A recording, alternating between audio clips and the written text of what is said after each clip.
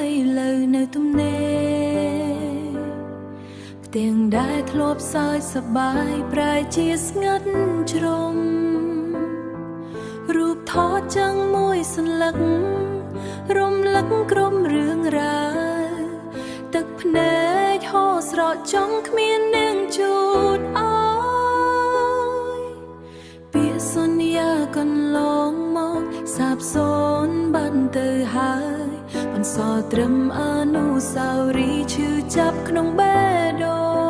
ងនៅចាំពេលចុងក្រោយដែលយើងបាននៅក្បែរឥឡូវសល់ត្រឹមតែភាពឯកាប៉ុណ្ណោះហេតុអ្វីចាក់ចេញទៅទុកឲ្យនៅម្នាក់ឯងតែដងព្រះស្ដាំរកអ្វីមកជំនួសមិនបានរងចាំរាល់ថ្ងៃទាំងដឹងថាគ្មានផ្លូវត្រឡ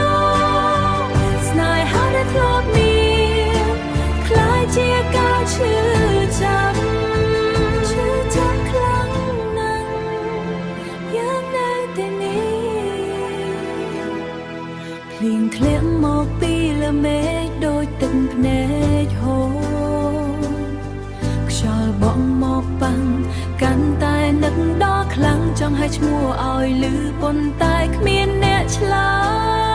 យបើ